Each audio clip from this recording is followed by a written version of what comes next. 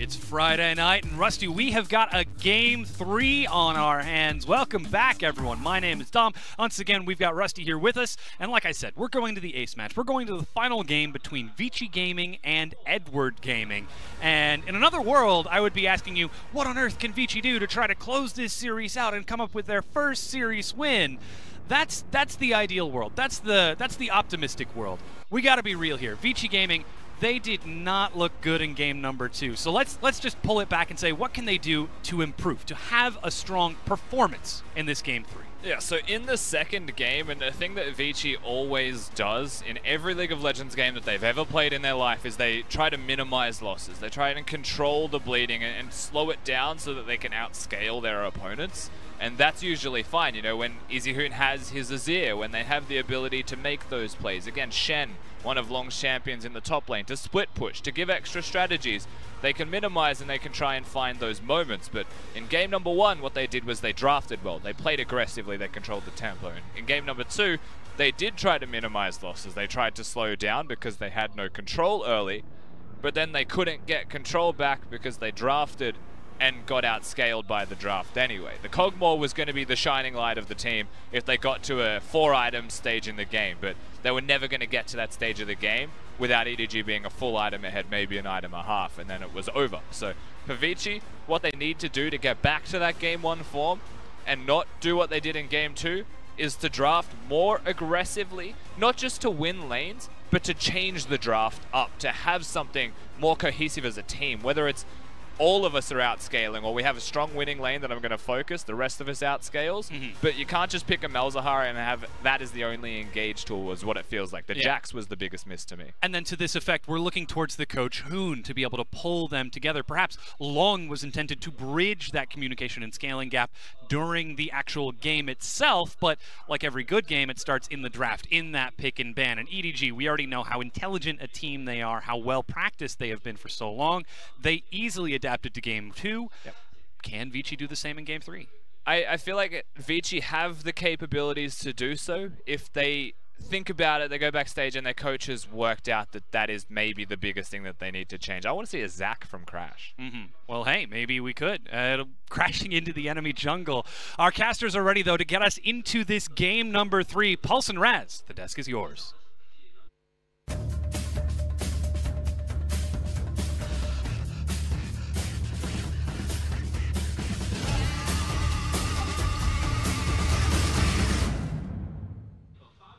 Thank you, Dominic, Roma, and Just Rusty. We're getting ready for this final game now between EDG and Vici. Now, I do want to jump on that point that the ancestors were talking about in terms of drafting for Vici and how they need more than just Malzahar. They need like more aggression, more winning lanes. Yeah, I think Just Rusty was very right about just kind of like having a clear kind of composition for the team.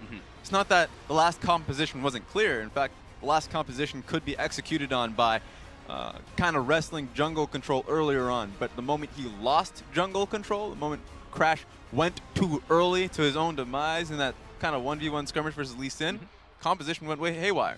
Suddenly he has no control in jungle versus Lee Sin. Malzahar has no way to path towards different lanes and use his ulti properly. It just kind of went out of sorts. So going into this game, they're very likely going to be bringing in some more CC, more engaged. Not just the Malzahar, but probably a Sejuani. Zac is another one that Just Rusty mentioned. It's really interesting the ripple effect that, you know, just one play can have in the early game from Vici. But take a look at the bans here. So it will be Zoe, Jarvan, and Caveman from Vici. EDG have banned Vladimir, Sejuani, Shen. And the reason I laugh is because the Kalista gets locked in and Raz just busts up laughing. It's immediate. That, like, immediately we're talking about more engage, more engage, more engage. AD carry, Kalista. So it just kind of showcases that Vici Gaming want to get on top of EDG in any of these fights. Alistar could be that mention too, but if we're going back to game 1, we saw that Bard works just as well. Yes, it does. And there's the Azir, actually, for Scout. We said it was a contested pick between himself and Easyhoon. And they haven't banned it, so you might as well just pick it away from the man. Wow, they're firing it off. It seems like discussions in the back were very cohesive. Engage! Yeah, and Crash also gets a winning jungle matchup as well. So good for him, good for Vici.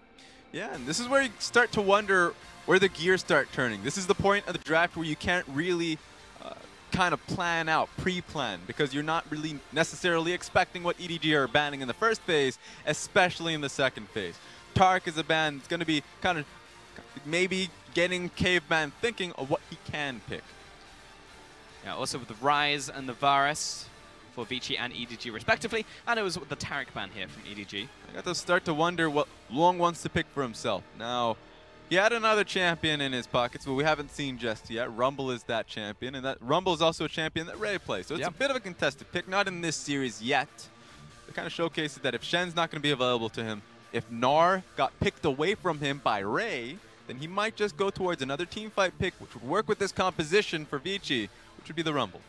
Alistair ban out there from Vici actually, so don't want that to be on the side of EDG, though they could definitely pick it themselves considering they have Kalista, unless they want to just pick Bard again for Caveman. Yeah, they don't want to give the extra engage away to EDG. EDG has first pickings, and it's definitely going to be a support pick, so if they get Tahm Kench, if they get Alistar, it's going to be incredible for the Varus as well for EDG. So Vici are quite comfortable going for a counter pick support.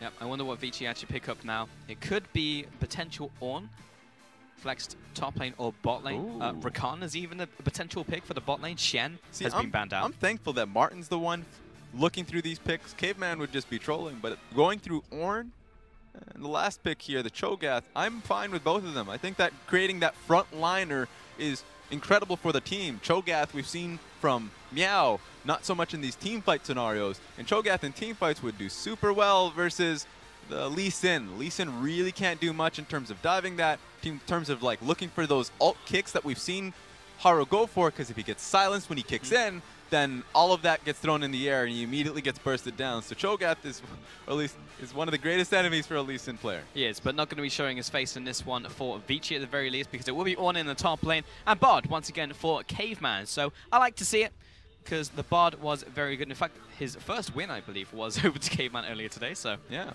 nice that we get to see that from him. This is what happens when you kind of build up a confidence in a support player, that he's willing to go for, honestly, any pick for himself. He's happy with the Bard. If it worked in Game 1, then of course he's confident picking it into Game 3.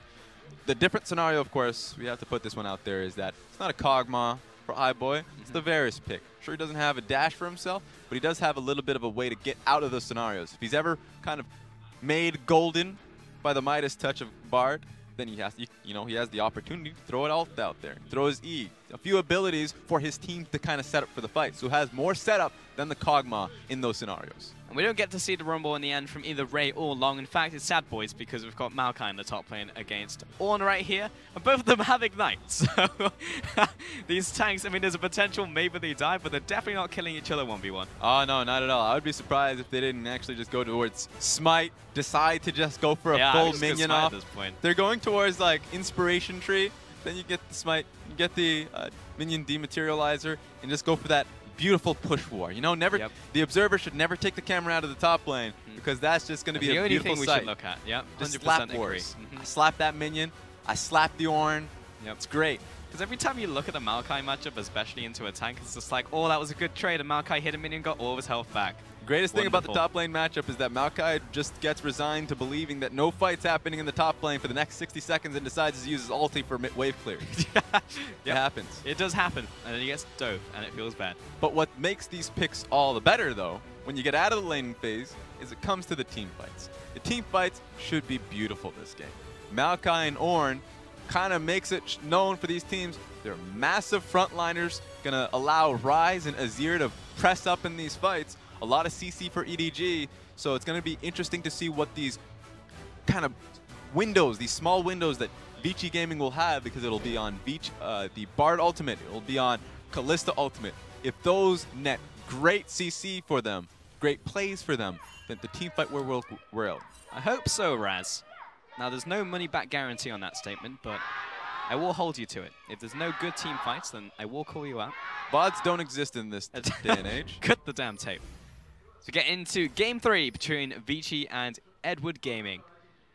We're at match point for both teams in this best of 3. And it's a surprise that we even got here in the first place. Yeah. Vici just needs to win one more game, and they'll take the set. We saw how fast the earlier set was.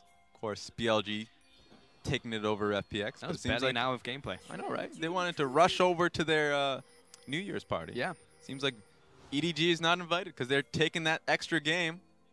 They're not gonna, they're not gonna make the same bus. No, they are not. All the punch is gonna be gone. All the food, the buffet is gonna be gone. That feels pretty bad. It's kind of surprising that Maokai starting the lane. Of course, he has spellbook for himself. Starting the lane with teleport. Because you can just base, get teleport, and then go back to lane. Yeah, there's actually just no unless you want to make a play pre-first back. Yeah. You should just start the lane with Ignite, with Smite. Smite is legitimate. Send a message, take cleanse. Like, you could do anything apart from teleport, basically. But it looks like he just giving himself the option. You might see an earlier fight happening. Yeah, I mean, the only reason you would take it is to go for an early play into bot lane or mid lane. Yeah. And it makes it so the bot lane is all the more important for EDG. The fact that they have push priority with Braum and Varus. Varus has higher range, of course, can throw out those arrows and hail of arrows and his Q. So it should be better for him once they get out of the ridiculous level 2 power spike of Martin and Caveman. Yep, pretty horrendous. Looking towards the mid lane as well, Scout and Easyhoon. Scout basically has Easyhoon's champion. But last time we saw this matchup earlier in this series, in fact, that was very close from my boy. But yeah, we saw this with that matchup reversed. And Crash, we'll see this time if he can try and exploit that, because he does have the Kha'Zix here into Lee Sin. Yeah, and you were right about the Azir off. Seems like both of them had that priority. It worked well, even though it's such an amazing champion in this current day and age. It works for both players in these teams. Yeah. So you get to see Scout kind of showcase why he was so strong with that earlier on this split. Getting chased down. Yeah, Scout's going to take a bunch of damage here from Easyhoon, though he is instantly backing away, giving an out for EDG actually towards the mid lane. But there's a difference between Azir being in meta and you being an Azir player. You know what I mean? Like, Easyhoon is an Azir player. Scout's an Azir player. Like, other people will play Azir, but it's not quite the same. I just love, you're right about that. Love the meta should be great for Easyhoon just because, of course, the control mages are so strong this time around. Of course, not netting him wins, but it's making him a lot more comfortable at how he takes these lanes. Yeah. Kind of reminds me of BLG a little bit because, of course, with Camille being so strong right now as a champion, netting a lot of wins around, of course, Amazing J, getting a lot of proper flank TPs. I mean, it's really been his champion throughout the last few splits. Yep, sad that Nautilus isn't in meta. Otherwise, Amazing J would take that one to the bank. 957 as well. Such a weird champion in the sense. Seen him like forever. It's just like, yeah, we haven't seen him in a long time because he was one of those champions that he wasn't the best team fighter. He was a good team fighter. But a lot of what made him different to like a Maokai was this is laning phase. We'd always have the push in against these champions. Riptide was disgusting though. Like Yeah. the fact it could hit you up to 3 times. Yeah, it's it's do like so much damage. Quite a bit of damage for the champion that's going to be building into a mega tank later on. Yeah. That's why it's kind of not seeing so much play because now you can pick Ornn. Kind of does the same thing. Has proper push, has ridiculous base damage in the lane, and builds into a super tank. Look at that wave. Maokai ain't touching him. There's a fat wave. Ray should be able to get most of this though. Looks like he has gone for his first back of the game. And yeah, has used his teleport, but I see no reason as to why he won't be able to pick up all of these minions. Still a lot of, if this keeps happening, if he keeps getting massive waves pushed on him, now Caveman, get out of there. Going to need to take a magical journey. Haro's going to connect the Q here. Caveman, there we go. Good looking out for Haro. Haro recognizing that Martin, usual support mentality, try and upset their base, stop them from coming back onto the map fast. Like, I'm just going to wait for him to extend, and I'm going to gank him. So he loses HP. Yeah, just going to pound him down. But the back already comes in from iBoy and Meiko. It's going to be just the first item picked up here with recurve bow. Mid lane tier stacking up. Scout yet to get his first back of the game as well. And pretty much just clear skies, you know? Yeah, sunny, clear skies. It's looking good for Vici specifically. The fact that Easyhoon was able to get that first base, get himself the tier, means that he's going to be comfortable in this lane for a little bit. Even has the refillable potion, so it just gives him kind of space to constantly push in the lane. Know that Azir has to base at some point, so as long as he keeps Scout in the lane, he has a light item advantage. And the moment Scout leaves the lane, then he'll, of course, have pressured the lane for so long that it would have allowed him and Crash to look for a lane. If he doesn't find a lane topside for a gank, then he can just go for a deeper vision. So far this early game is looking pretty good for Vici.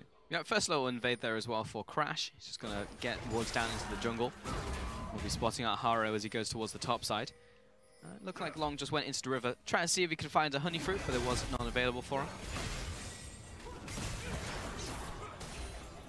Bonnie's just going to be trading away here. And Kalista has that advantage, but it's pretty much evened up right now. That has a nice bit of damage there onto iBoy. Yeah, I like the fact that Martin's been threatening the backline. Look at the waves right now, or at least the Kalista Ren on the back waves, just so if iBoy ever walks up too closely, you can throw a Q straight through the minion, straight onto Varus, and go for a full Ren stack. So that's like really cool to see that interaction, pushing iBoy away from the wave and kind of forcing him to use his mana to either pick up the wave or look for trades. Yeah, it's a mechanic that's honestly not talked about too much because there's very few circumstances in which it's actually used, but once it hits, it really hurts. Yeah, it's nice here just because, of course, you would look towards iBoy. I kind of mentioned that Varus would have wave clear in this matchup, but he's not going to be able to get the added attack speed from killing a minion or look for, of course, threaten up with Hail of Arrows onto Martin if Martin is constantly pushing away from the wave.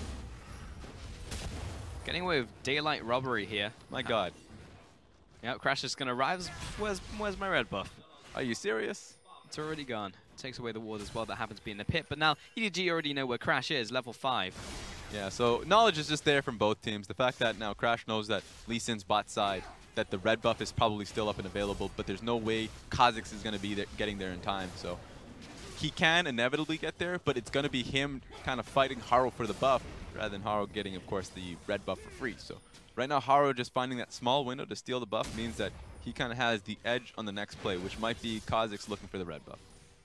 Yeah, he's definitely pathing towards the top side right now. And Haro is actually going towards his Gromp, then going back to base, but there's wards in the jungle only from Vici, so I don't think EDG will know this is happening. I mean, they can guess. You won't see it. Yeah, just because the Gromp was taken away by Haro means that he doesn't get into the map on time. Look at Ornn, too, positioned away to just kind of body block and help Kha'Zix take the red buff at the time. Yeah, good stuff from Loong, but now Ray is very much aware of what's happening. Ooh, what? Actually going to use his perfect timing right here, right now. And the cat somehow finds Crash anyway, so he can't come in and assist. 200 IQ cat. That cat right there should go to university. That was like the end of the animation. That feels real bad if you Crash. Yeah, that makes me sad. Well, that play fizzles, but he did manage to pick up the red buff, and more importantly, the level 6 as well on the Kha'Zix. Likewise, Haro did the same now on that Crook camp. So both junglers now level 6. See if they can get themselves onto the map into one of these ganks. Not top lane, but maybe mid lane. Yeah. All of that was just kind of given so Crash could finally take the red buff. So even though they made the extra effort to finally give him the red buff and answer, at least they're keeping up. Can't really say the same for Martin here. So, like right now, Caveman and Martin had a lot of early pressure, but just because Martin doesn't have enough mana for Rend, they're trying to get opened up on. Not going to happen though. Chain of Corruption does miss, unfortunately, onto Caveman, though he's now finding it pretty difficult to find his way back into lane with the minions. Yeah, it's going to be difficult from the bottom lane of Caveman and Martin from this point forward. Sure, they have TP, so they just need a small window so they can base and TP back into the lane, but that small window is not being presented. Even look at where Lee Sin is. They're really fighting hard to get positioned here, just so they can either look for a dive on Martin and Caveman, or just force them to stay in lane even longer. Yeah, Martin's just continuing to farm up, and we've got Haro in the river currently, looking towards this Mountain Dragon, since it is the first one of the game.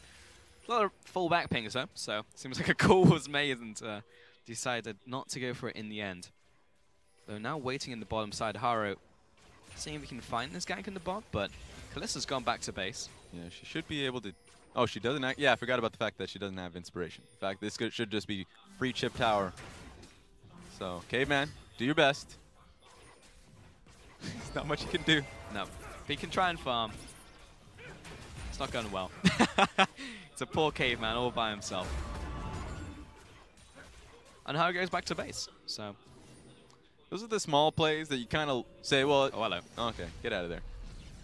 Small plays that you kind of say, wave off and say, well, you know what? All the iBoy got is good back timing for himself and a little bit of chip on tower. But we saw what happened last game when EDG were able to get that much chip on tower. They're a really good team when it comes to just slowly focusing you down, chipping you down at all times, just enabling the play from happening. So Haro was down there, got a lot of good vision, got a lot of good pressure, and allowed iBoy to just kind of take that tower down just a little bit. So now the next play is going to be all the more impactful because that just might be going for the tower's entire life. Yeah, maybe. Do get a nice little invade there from Easyhoon and Crash on top side, taking away the Raptor camp. Just in general, I mean, they have been trying to leverage the pressure that Kha'Zix has into Lee Sin. Lots of deep wards coming out. It's good presence coming in from Crash. Though Haro's been having a good game thus far, I think that the pick onto Kha'Zix was pretty good. Knowing that, of course, they have enough CC in the bottom lane and in the top lane, they don't necessarily need a CC coming out of their jungler. So Crash now back on an aggressive pick on Kha'Zix means that later on in the game, he's going to be a big threat. Early on in the game, he's going to be a good threat just to Haro. Yeah, just for now. And this is like the perfect game for Vici. We're 11 minutes in, no kills. The gold is almost bang on even.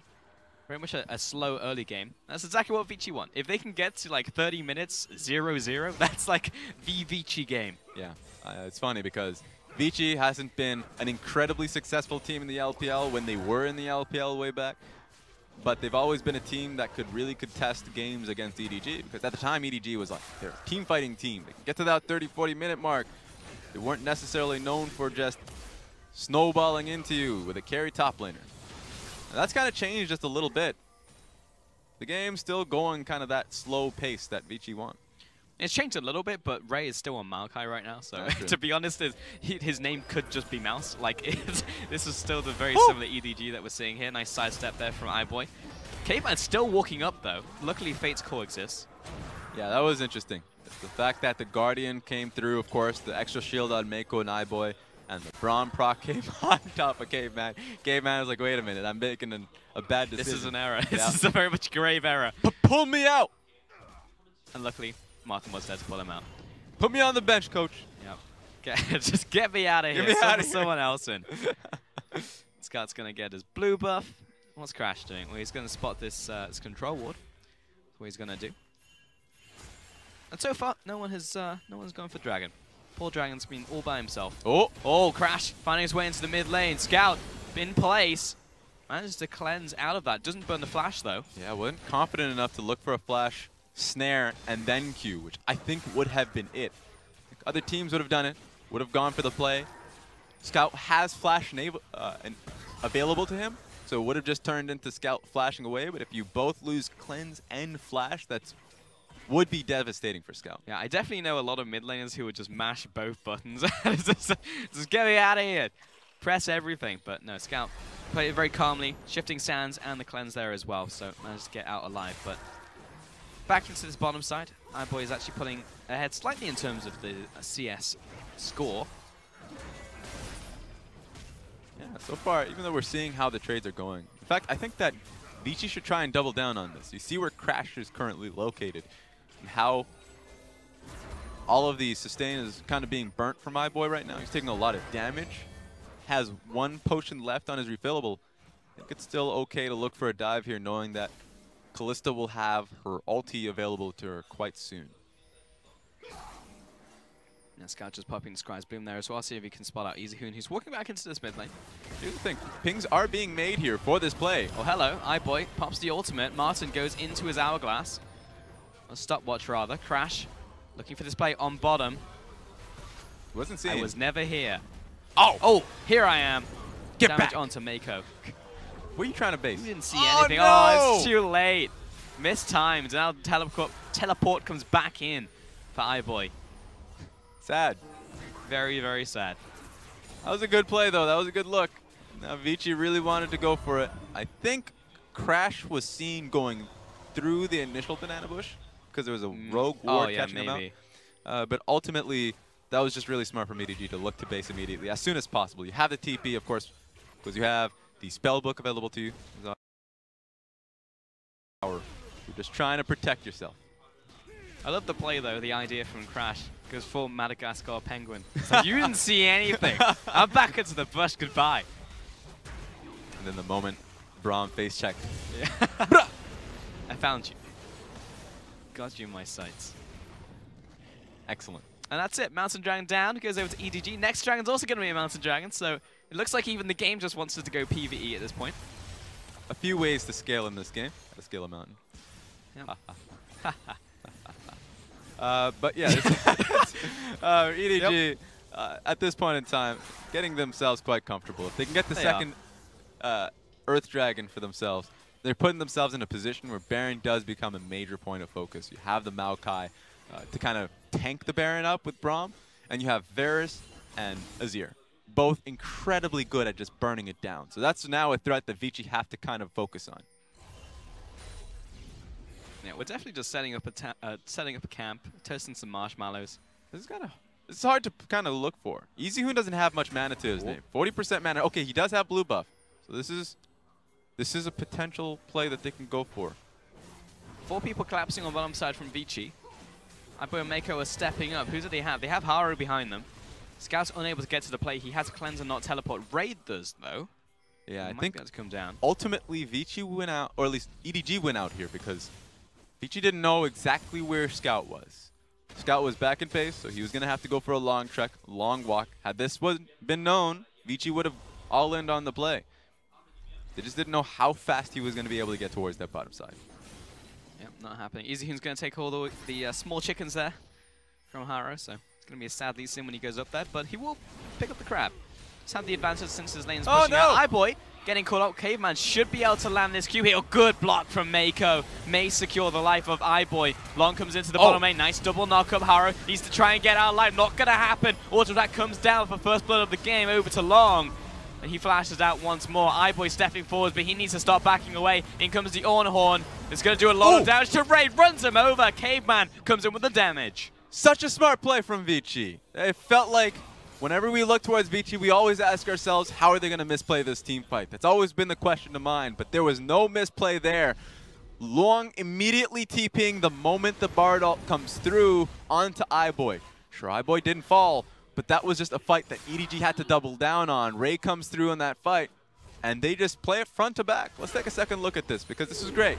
Another great ulti from Caveman. Sure, Meiko denies this and blocks it out, but the moment the TP comes through, Ray has to respond. 2-man knockup from Ray, and from this point forward, not only does Haru go down, but look where Maokai is positioned. This is not a good play for him, not a good fight for him.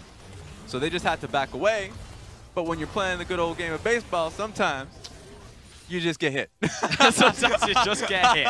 You thought it was going somewhere else. No. Yeah, I don't even know that's how baseball works, mate. But Caveman's going to get a nice double stun up against the wall, make it out alive, and he's good to go. Yeah, more akin to hockey, I reckon. Maybe. Yep. I mean, there's the difference of throwing a ball at somebody or else just getting checked into the boards. Sure, if the ball just comes at you, hits you in the face, then that's definitely what happened. But that's not what you do when you play baseball. Oh my God! Scout knocking Crash into the tower. He does have a stopwatch. Scout, has he got the damage? Follows through with the Conquering Sands. Great play. Easyhoon. Does ultimate get cancelled? No, yeah. Haro's still got another one. Easyhoon backing away to the top side. He does not have a way out. He has to flash over the wall. Chain of Corruption lands. iBoy wants this one. Lands the ultimate, and Easyhoon trapped underneath this tower. He's gone. This is ridiculous. Vici tried to make that play happen, but the dive couldn't work. Not at all. Because, I mean, he probably wasn't even trying to dive. Crash just got blown into the tower, and Easyhoon came to follow. iBoy, he's teleporting elsewhere, going towards that bottom lane, but mid tower about to crack here. Vici lose that tower. EDG, first one of the game, and it's mid tower. This is such good play coming in from EDG, and an amazing play from Scout. Just essentially turned that on a dime. Now just waiting for Easyhoon to come back onto the map. It allows EDG to just kind of push mid and look for another play. Now, good stuff coming in there from EDG, but it was really opened up by Crash. Like, Crash decided he wanted to just go in. And great outplay by Scout, but it very much was a play that went wrong by Vici. Yeah, no one expects to get swept under the carpet. He tries to go in. It's like, maybe I can get all that damage down. Boom! Behind the back, Scout just pulls him into the tower and finishes up the job. And then Easyhoon, this is where the question really, I guess I'm not going to look at it, but the question for me was ultimately, he tried to go for the stopwatch ulti play out of there. Yeah. It got canceled. So that was really unfortunate because Easyhoon would have gotten out of there scot-free. It just wasn't meant to be. Would have gotten away with it too. Didn't happen, but wasn't for those meddling buttons. Yep, unfortunate. EDG though, they're back into the mid lane, back into the bottom lanes, farming away. Starting to open up some pretty significant CS leads though, especially in the mid and bot. iBoy wants to try and crack this town now. He's got Haro coming down to maybe help that effort. Crash is actually on his Krug, so we will be able to react to this if Lee Sin comes down. Yeah, this is free pressure from EDG. Look at where Ryze is. Was trying to solo out his blue buff. Means that Azir gets a full push of mid lane and that he can join the play. Your Vici's games bottom lane, you're like, wait a minute, that's a full team in the bottom lane. I didn't order for a party. Uh-oh. Oh, Q lands from Haro. He spots that crash, but they know it's only 3. Good ultimate in from Caveman's going to buy a bit of time, plus the teleport out from Loong. He arrives to the play. In fact, it's Easyhoon who joins the fight, but the Q coming in from Haro eliminates Martin before this even starts. Follow through from Ray as well. Twisted advance comes in onto Caveman, secures his demise underneath the tower. 2 kills to EDG plus the tower. A clean dive from EDG. It started off with Caveman getting a proper ulti on iBoy, but the difference between this ulti and the last few is the follow-up. There was no follow-up here from Vici at all. That was a defensive ulti, and EDG were just going to be put back into that position for a dive. EDG will actually continue pushing down here. It's only Easyhoon to defend, but it looks like iBoy will back away because the call has been made onto the dragon.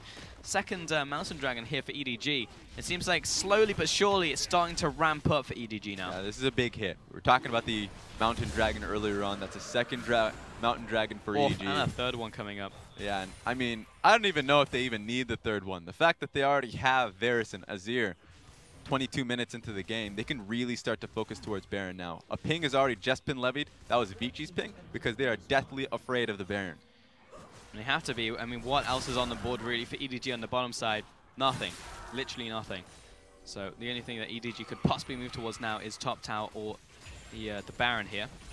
Yeah, just a little bit. You saw Easyhoon initially walking towards bottom lane, changed his mind, go towards top. He doesn't have his TP available to him, and he really does need TP. Both Loong and Easyhoon will not be able to answer to this bottom lane pressure. They need to be here for Baron. It's starting. They're actually begun it. Yeah, Martin's going to have to make the long trek down from bottom lane. He's so far away. He's literally taking the walk of shame here. Flash away from Easyhoon. iBoy's going to continue hitting away at the Baron and buying some time. The Ornn comes in, but Crash is just super dead right now, and Loong misreads the play. He jumps in. The rest of the team trying to take the journey, but everybody's following through. Maybe I've made a mistake, says Caveman, as the rest of his team gets mopped up because of the magical journey. It felt like Azir had about 10 soldiers because the entirety of EDG were all right in front of him. So what a disaster. So EDG really stomping this one through. Now on to the next tower. Unfortunate. 6v4 in that engagement, and now the mid tower is going to be falling. This is going to be a lot, probably going to be an inhibitor here from EDG.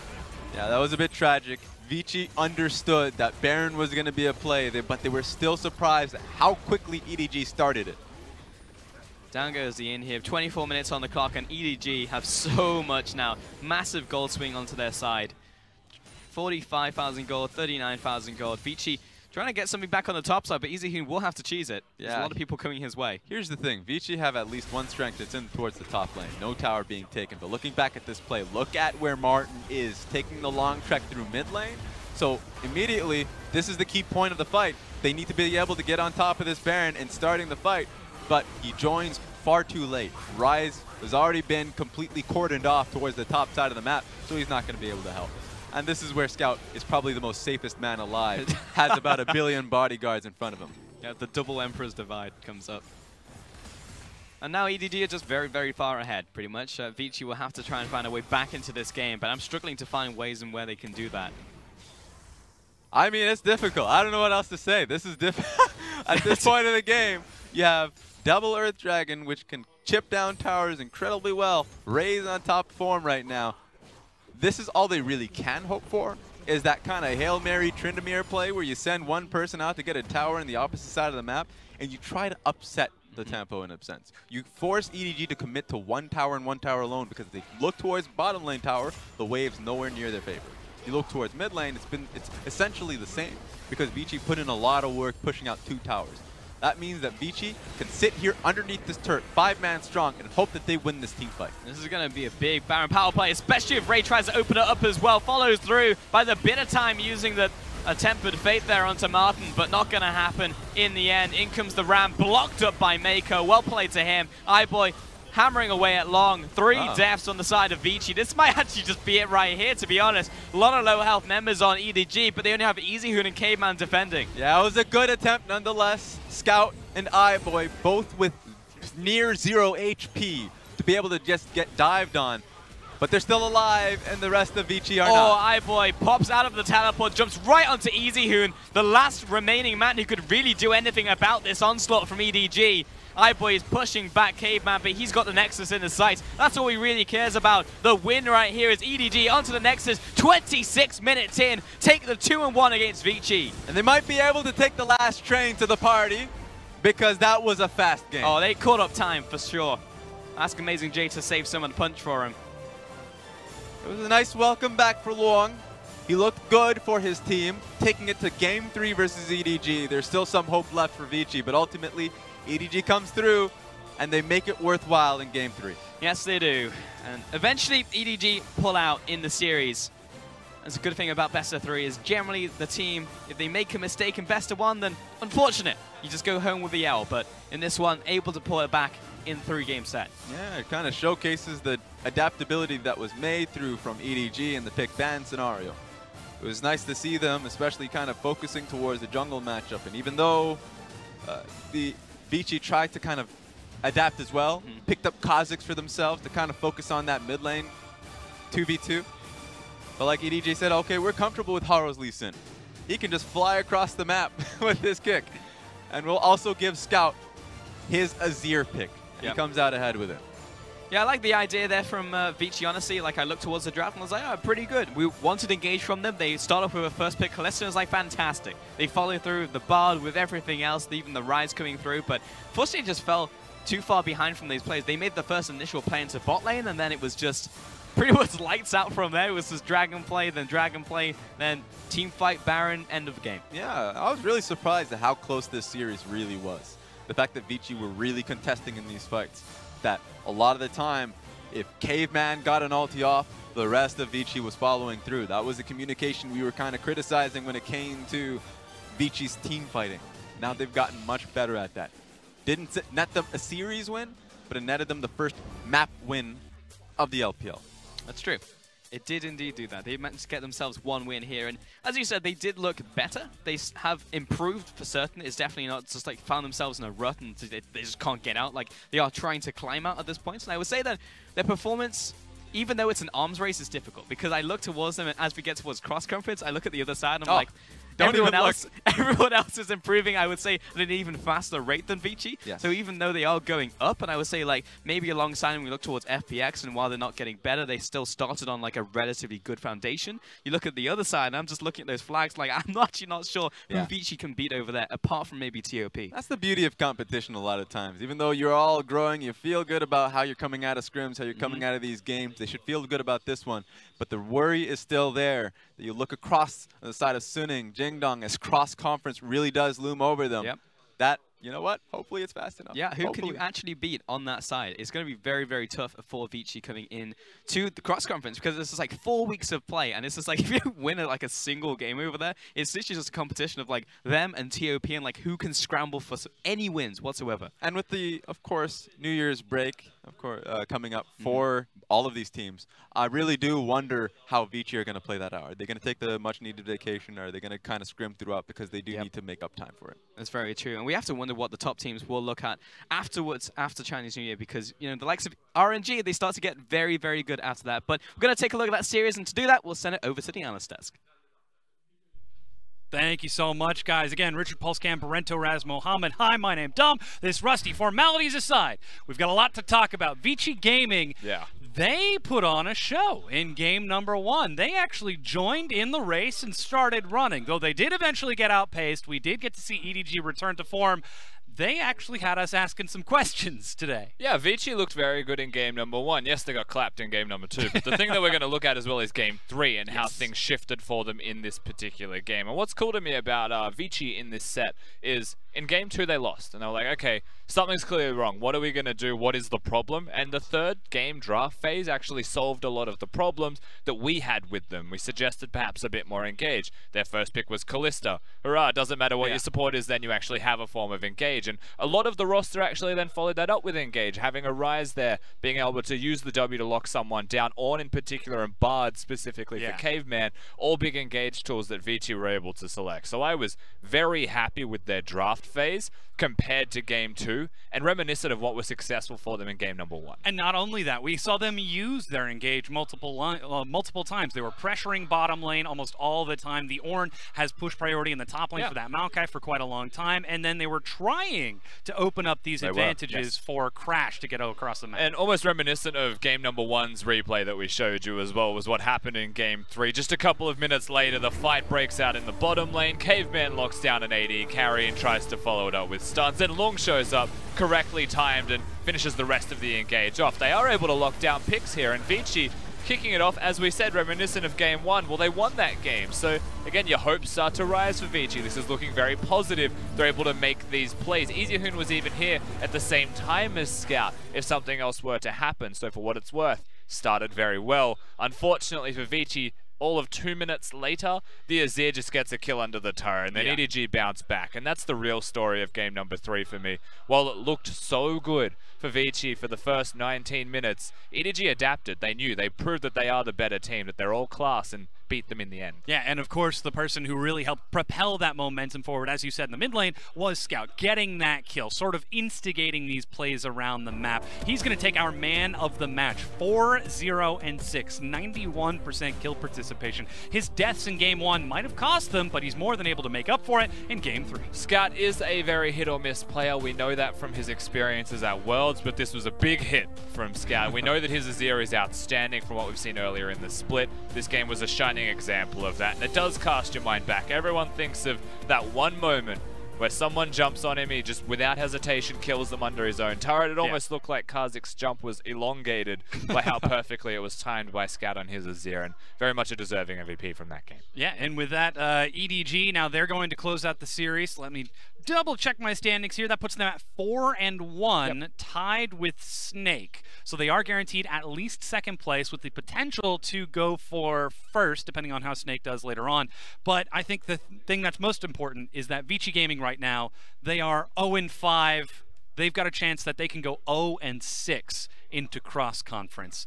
And this is not the way you want to start your return to the LPL. Yeah, and I mean, the casters mentioned it, and I'm happy to reiterate that fact. Vici are improving. They are looking a little bit better every set that we see from them. I think this set was the best that they've looked so far this split. So coming into their next set, which is a winnable set, let's say, because it's against Fun Plus Phoenix, I believe, and of all games that they could win, it's that one.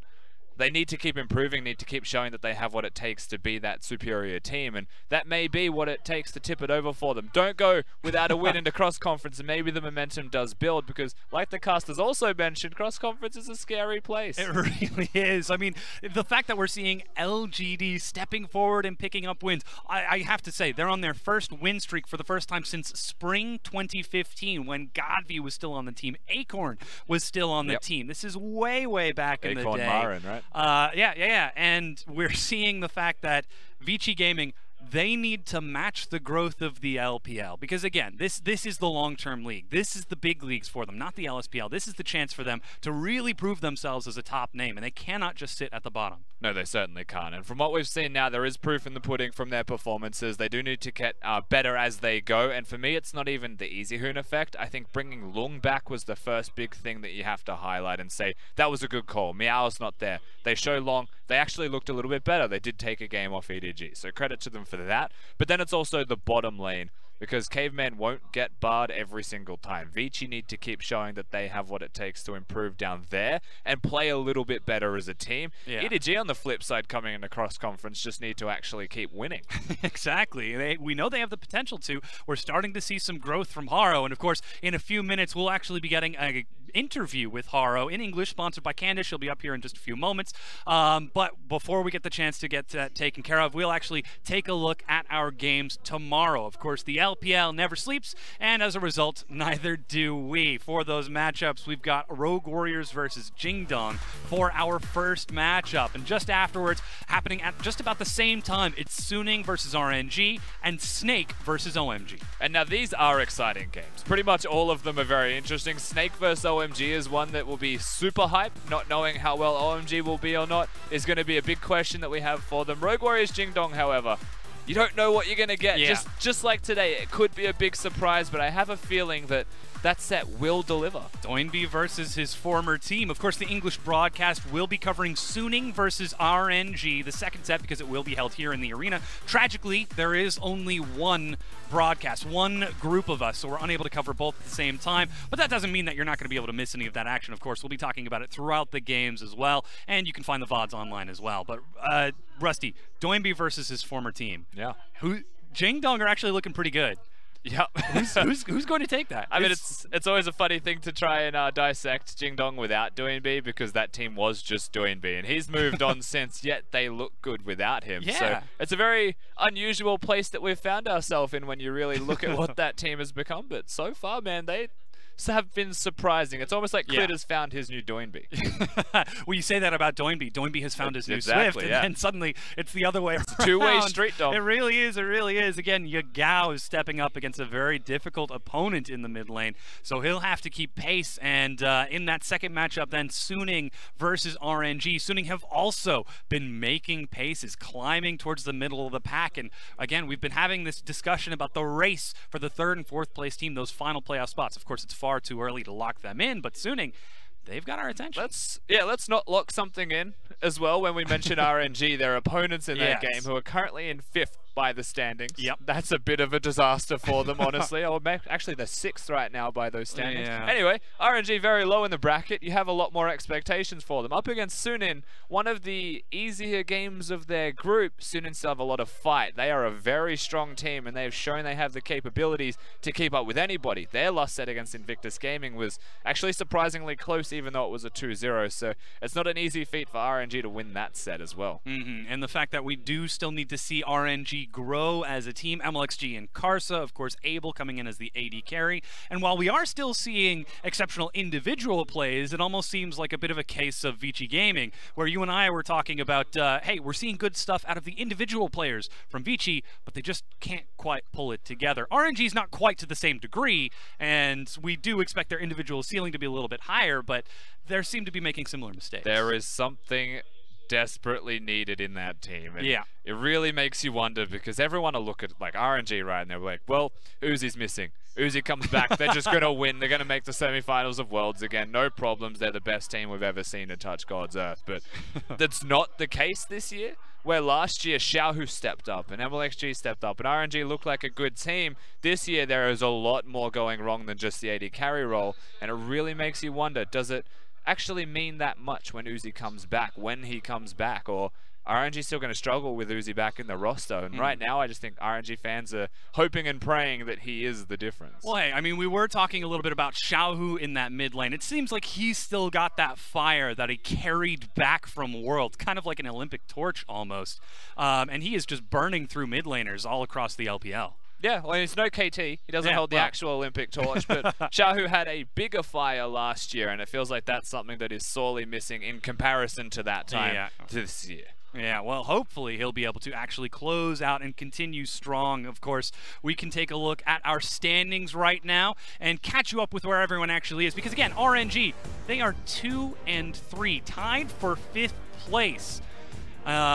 If we were doing this alphabetically, they would actually be in 6th place, but not quite. And we mentioned it, you know, 5 is playing 5 tomorrow, as the standings imply, but it's worth a little bit more than that for both of these teams. The first of 2 times, I should say, that they play against each other just before cross-conference is where the implications grow for them. You want to get the head-to-head for the first time you play your group, and as they go to cross-conference, which is next week, upsets are once-offs. So you only get one chance. You can surprise people. You could end up really high in the standings. Then you come back to your own group a second time. And that's why this first round and first weeks are actually surprisingly important. Yeah, and TOP, of course, you can see at 0 and 6 at the bottom of the standings.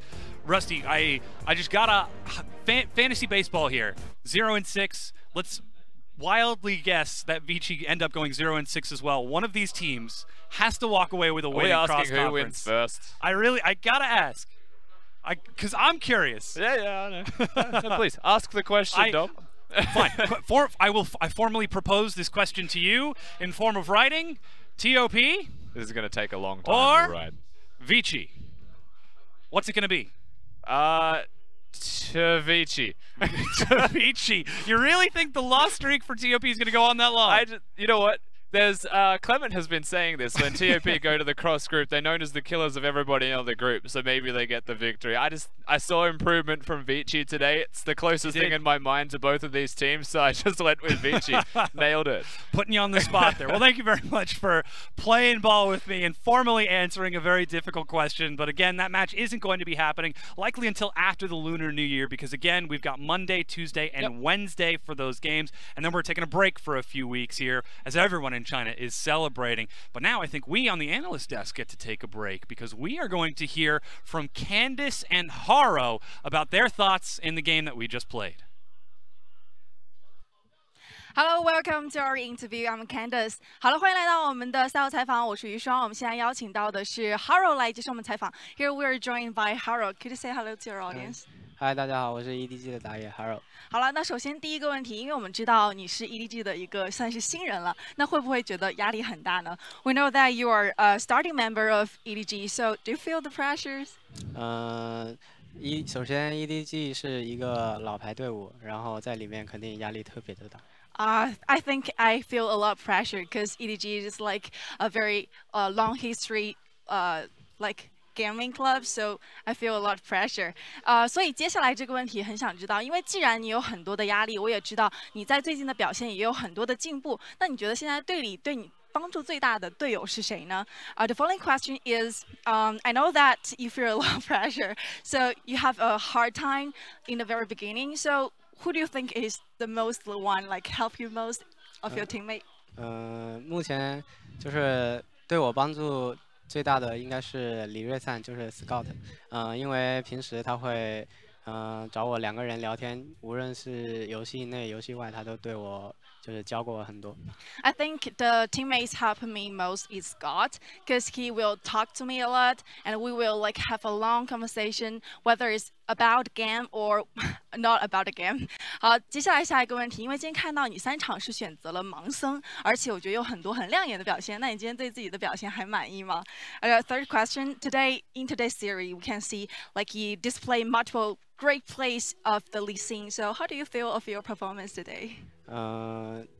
今天盲僧的话，可能打的就比前几场比赛表现的会稍微好一点。I think I performed better than like the games before. 最后一个问题，因为接下来一场比赛你们要对上的是 WE 了，有没有信心能够赢过他们？信心肯定有的，就希望能给大家带来一场精彩的比赛吧。I asked him is that the next matchup is against WE, so are you confident? And the answer is, I think I definitely have the confidence to like take the victory, and they're really strong. And thank you very much for your like interview. Back to you guys. Thank you. Thank you so much, Candice and Haro. And, ooh, some bold words from Haro. Looks like he thinks that they can close out their match against WE. Well, Haro, you just dropped game 1 against Vici Gaming. Yes, bold statement. Yes, look, it is a bold statement, but Haro did play exceptionally well in the rest of the series. They found themselves, and the confidence is always a necessary thing when you're playing against a good team. So I respect and I appreciate that, if nothing else, he was confident for his upcoming set against Team WE. We'll just have to hope that it does not turn into overconfidence. Of course, they still have a few days to prepare, as that matchup will be happening later this week as we get closer and closer to cross-conference play. But Rusty, we've done it. We've closed out another Friday here on the LPL. Any final thoughts on the games?